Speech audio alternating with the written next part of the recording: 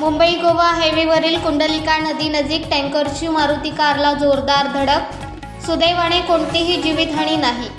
मुंबई गोवा राष्ट्रीय महामार्ग 66 वरील कुंडलिका नदीच्या पुलाच्या पुढे जुन्या पोलीस ठाणे कोलाडच्या नजीक शुक्रवार दिनांक 2 मे 2025 रोजी सायंकाळी 6:45 सुमारास बडेलाल रामखिलियान सिंग याने त्याच्या ताब्यातील टँकर क्रमांक MH04 HS 0081 हा मुंबई गोवा हायवे रोडने अतिवेगाने चालवित असताना मारुती बलेनो कार क्रमांक UP 16 CY 4615 हीच पाठीमागून जोरदार धडक दिल्याने हा अपघात झाला असून या अपघातात मारुती बलेनो कारचे मोठे नुकसान झाले आहे।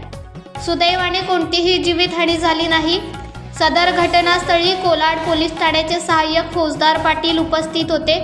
सदर टँकर चालक बडेलाल रामखिलियान सिंग याच्यावर कोलाड पोलीस ठाण्यात गुन्हा रजिस्टर नंबर 43/2025 भारतीय न्याय संहिता 2023 चे कलम 281 मोटार वाहन कायदा कलम 184 नुसार गुन्हा नोंदविण्यात आला असून याचा अधिक तपास कोलाड पोलीस ठाण्याचे सहाय्यक फौजदार पाटील करीत आहेत। स्वराज लाईव्ह साठी प्रतिनिधी अजय परदेशी, रोहा, रायगड।